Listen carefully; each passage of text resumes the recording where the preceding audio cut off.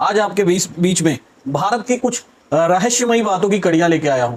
आप सभी को पता होगा, जब आप नगीना मूवी देखी होगी आप सभी ने, अगर मैं बात करूं तो भारत में फन, उड़ने वाले, मणिधर और इच्छाधारी सांपों की बहुत सारी कहानियां सुनी हैं। सभी जीव जंतुओं में गाय के बाद सांप ही एक ऐसा जीव है जिसका हिंदू धर्म में ऊंचा स्थान है। सांप एक रहस्यमयी प्राणी है। देश भर के गांव में आज भी लोगों को नाग देवता की सवारी शरीर में आती है। ऐसा माना जाता है कि शिव के प्रमुख गढ़ों में सांप भी है। भारत में नाग जातियों का लंबा इतिहास रहा है। कहते हैं कि कश्यप की क्रोधवशा नामक रानी ने सांप, बिच्छू आदि विषैले जंतु पैदा किए। अनंत, शेष, वासुकी, तक्षक, करकोटकर और पिंगला, उक्त 5 नागों के कुल लोगों का ही भारत में वर्चस्व था। ये सभी कश्यप वंशी थे, लेकिन इन्हीं से नागवंश चला।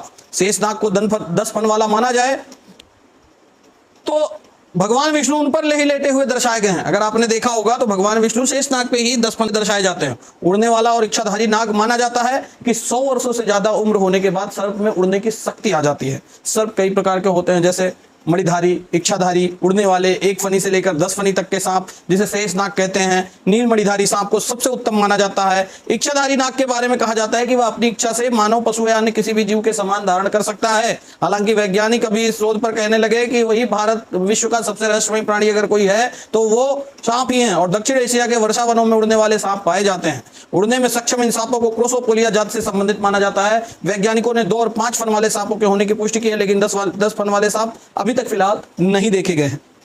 अगली कड़ी में अगर हम बात करते हैं तो पारसमणि। आप सभी ने बोला है कि जब कभी किसी के पास पैसा नहीं रहता है तो लोग बोलते हैं क्या मेरे पास कोई पारसमणि है जो मैं तुम्हें दे दूं। जब कोई किसी से पैसा मांगता है तो बोलता है, बाप बेटे से भी मांगता है तो बाप बोलता है, बेटा भी बोलता है कि पापा कोई पारसमणि नहीं। और जब बाप से बेटा मांगता है तो बाप भी यही कभी कभी बोलते हैं कि बेटा पारसमणि नहीं है हमारे पास। तो ये आई कहां से? मणि एक प्रकार का चमकता हुआ पत्थर होता है। मणि को हीरे की श्रेणी में रखा जाता है। मणि होती थी, अभी अपने आप में एक रहस्य है, जिसके भी पास मणि होती थी वह कुछ भी कर सकता था। ज्ञात हो कि अश्वत्थामा के पास मणि थी जिसके बल पर वह शक्तिशाली और अमर हो गए थे। रावण ने कुबेर से चंद्रकांत नाम की मणि छीन ली थी। मान्यता है कि मणियां कई प्रकार की होती है, जैसे नीलमणि, चंद्रकांत मणि, शेष मणि। पारसमणि से लोहे की किसी भी चीज को छुआ देने से वह सोने की बन जाती थी। कहते हैं कि वह इसकी पहचान, कौओं को इसकी पहचान होती थी और हिमालय के पास ही यह पाई जाती है। मणियों के महत्व के कारण ही तो भारत के एक राज्य का नाम मणिपुर है। याद है ना मणिपुर? शरीर में स्थित 7 चक्रों में से एक मणिपुर चक्र भी होता है। मणि से संबंधित की कई कहानी और कथाएं समाज में प्रचलित है। इसके अलावा पौराणिक ग्रंथों में भी मणि के किस्से बहुत मशहूर हैं। अभी अगर आपको पता होगा तो संजीवनी बूटी की अगर बात करें तो उसका रहस्य अभी भी बरकरार है, लेकिन लोग मानते हैं कि संजीवनी बूटी जैसी कुछ थी। जैसे शुक्राचार्य को अमृत संजीवनी विद्या याद थी, जिसके दम पर वे युद्ध में मारे गए दैत्यों को फिर से जीवित कर देते थे। इस विद्या को सीखने के लिए गुरु बृहस्पति ने एक शिष्य को शुक्राचार्य का शिष्य बनने के लिए भेजा। उसने यह विद्या सीख ली थी, लेकिन शुक्राचार्य उनके दैत्यों को इसका जब पता चला तो उन्होंने उसका वध कर दिया। रामायण में उल्लेख मिलता है कि जब राम रावण युद्ध में मेघनाथ आदि के भयंकर अस्त्र प्रयोग से समूची रामसेना मरणासन्न हो गई थी, तब हनुमान जी ने जामवंत के कहने पर वैद्यराज सुषेण को और फिर सुषेण ने कहा कि आप द्रोणागिरि पर्वत पर जाकर 4 वनस्पतियां लाएं। मृत संजीवनी, मरे हुए को जिलाने वाली, विशाल्य करनी, तीर निकालने वाली, संधान करनी, त्वचा को स्वस्थ करने वाली, त्वचा सर्वणी करनी, त्वचा का रंग बहाल करने वाली। हनुमान बेशुमार वनस्पतियों में से उन्हें पहचान नहीं पाए तो पूरा पर्वत ही उठा लाए, और इस प्रकार लक्ष्मण को मृत के मुख से खींचकर जीवन दान दिया गया। इन 4 वनस्पतियों में से मृत संजीवनी या संजीवनी कहे सबसे महत्वपूर्ण है। इसके बारे में कहा जाता है कि व्यक्ति को मृत शैया से पुनः स्वस्थ कर सकती है।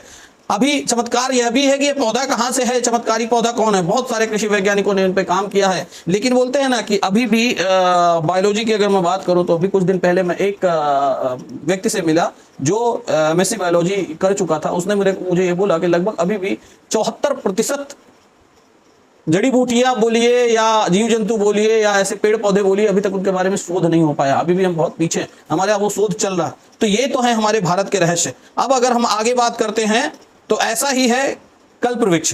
कल्पवृक्ष आप सभी को पता होगा, वेद और पुराणों में कल्पवृक्ष का उल्लेख मिलता है। कल्पवृक्ष स्वर्ग का एक विशेष वृक्ष है। पौराणिक धर्म ग्रंथों और हिंदू मान्यताओं के अनुसार यह माना जाता है कि इस वृक्ष के नीचे बैठकर व्यक्ति जो भी इच्छा करता है वह पूर्ण हो जाती है, क्योंकि इस वृक्ष में अपार सकारात्मक ऊर्जा का भंडार होता है। यह वृक्ष समुद्र मंथन से निकला था। समुद्र मंथन से प्राप्त यह वृक्ष देवराज इंद्र को दे दिया गया था, और इंद्र ने इसकी स्थापना सूरकानन हिमालय के उत्तर में कर दी थी।